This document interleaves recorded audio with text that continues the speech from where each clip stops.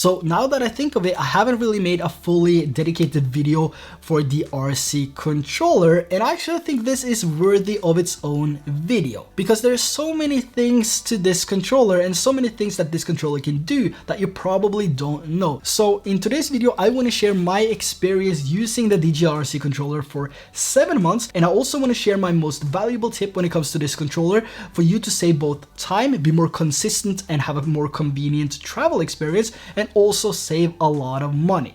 But first, let's dig into the build quality of the DJI RC controller. Now, if you haven't put your hands on the DJI RC yet, you'll definitely get the feeling of cheap plastic. And I think it's the bare minimal to keep both weight and cost down. But despite the cheap feel of the controller, it's holding up pretty well. I've had a few hits with the controller, but there's no marks left on it. So the overall build quality of this controller is pretty good. And it actually reminds me a little bit of the DJI Avata, which also has that insane plastic feel to it. And it feels like it's gonna break, the first crash you have. And you get somewhat the same feeling with this controller. So there's some magic in the plastic that DJI is using, I guess, because the controller and the Avata still holds up well. Now, when it comes to the weight of this controller, it comes in at 382 grams, which is slightly less than the DJI RC N1. The DJI RC N1 controller has a weight of 390 grams, so that's a little bit more than the DJI RC controller. Now, the huge advantage here is where the DJI RC controller has the built-in screen at 382 grams, whilst the DJI RC N1 controller doesn't have a built-in screen, so you will need to add that extra weight to your hands. So the DJI RC N1 controller has a weight of 677 grams when you add something like an iPhone 13 Pro Max to it as your screen. So almost double the weight in your hands. As for traveling with these two controllers, there's not a huge difference. It's only those 8 grams which is the main difference, and I can also feel that the RC N1 controller is a little bit heavier, but not much. And that's basically the difference, because most of us are running around with our phone anyway, so that's not going to put a weight to your travel bag. It's only going to put a weight to when you are holding your controller. So if you feel like it's going to be heavy in length, then definitely the 382 grams which this has over the 677 grams which is the combo of the phone and the controller. And talking about the screen here, this screen has a peak brightness of 700 nits, which is a huge deal if you ask me. And even though most of the phones now have a higher peak brightness than the DJI RC controller, which means that you will get a brighter screen when you connected something to the RC N1 controller, it will still, for some reason, the phones will still dim down, especially the iPhones, which I'm used to, and that's also something that I hate with the iPhones. And one of the reasons I'm never flying my drones with a phone again. Now that we have this, if this breaks, if I have the option, I will run to the nearest store and pick up a new one instead of flying my drone with the iPhone. Never gonna happen unless I have to. And if you're curious about how this controller is in bright sunlight, I mean when the sun is right above your head, no clouds, just flashing down, how is it to use this in those conditions? There's actually no issues. You can easily see the screen, but of course, if you're facing the screen towards the sun and get the sun reflecting right in the middle of your screen, you might experience some lack of visibility. So all I can say is I have no issues using and filming with this controller, looking at the screen in bright conditions. None at all, and that's one of the reasons, if it was a problem, I would go over to my phone and try my best to use this, even though it dims down, but there's no issues, so I have no reason to leave this for the phone. Like I said, phone is my last resort for filming with my drone, and I'd rather get a couple of these.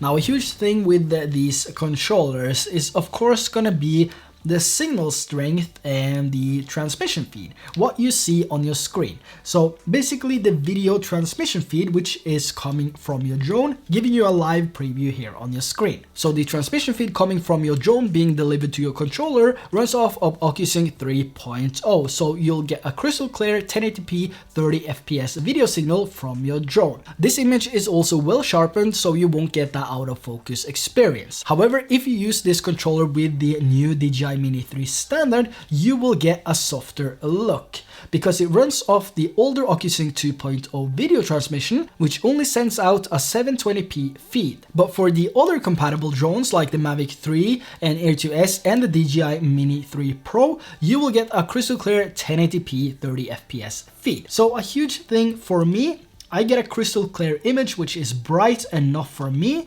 at 700 nits, and the quality that I see on the screen is also pretty good.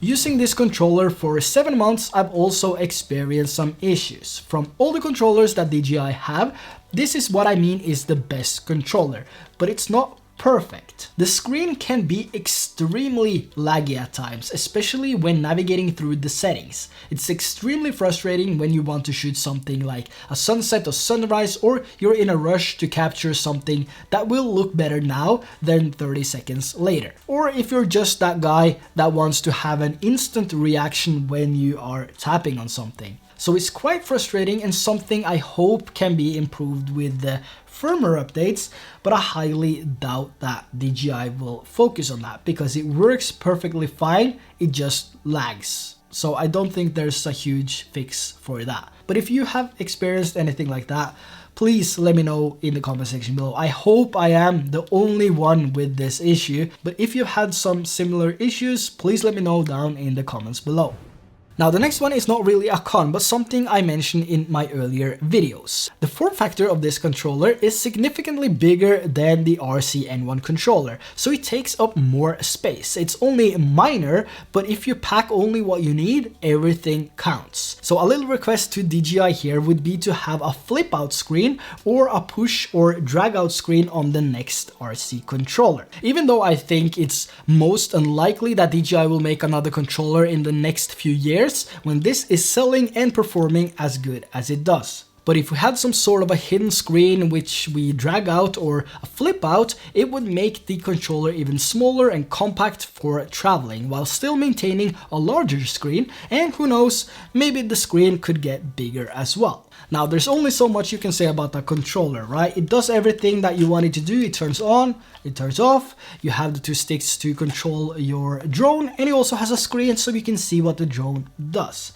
But there is some things to this controller that you probably didn't know.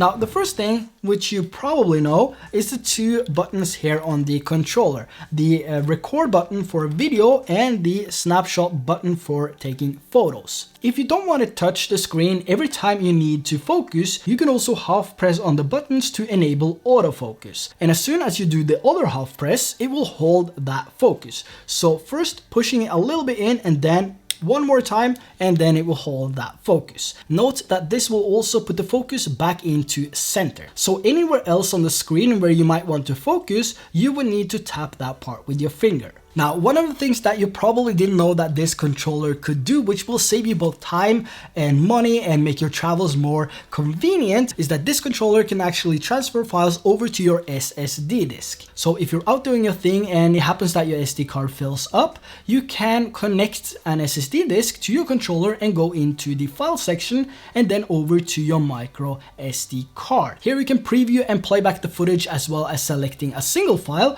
or all. So to transfer a single file, you simply tap hold on the clip you want to select. Then we're gonna go over to the three dots on the top right corner and select Move To. After selecting this, you select the three lines on the top left corner and choose your SSD disk. Then a folder if you have a specific folder where you want to save it to, and then select Move. As for the transfer speed, it's actually quite decent. It took about a minute to transfer a 800 megabyte file. So that means when you're out shooting with your Mini 3 Pro or any other drone that you use with the RC controller, you take out the micro SD card of the drone and you simply swap it out with the one which is connected to the RC controller already if you have one in, and you plug in the micro SD card and then your SSD disk and go through the same steps as I just showed you, and you can easily transfer one by one or all of the files at the same time. Now the next thing is something that I actually mentioned before, and this is to use offline maps. This was a huge upgrade for a lot of people shooting in urban environments or deep inside the forest where there's no connection at all. There's no network connection, and to be able to now download maps of the area we're traveling to prior to our arrival is huge. But I also have a full dedicated video of that topic, which I will leave down in the description below if you want to dive a little bit deeper and check it out. Now, the last thing I think is worth mentioning, this is one of the things that you might benefit from if you happen to be in the situation where you need to charge a device, whether this is your phone or any other device that needs a little bit of juice to get going. So with the DJI RC controller, you also have a power bank in your hand, though the output is only 5 watts, so it's not going to be your fastest charger, but it definitely does the job if you have no other options.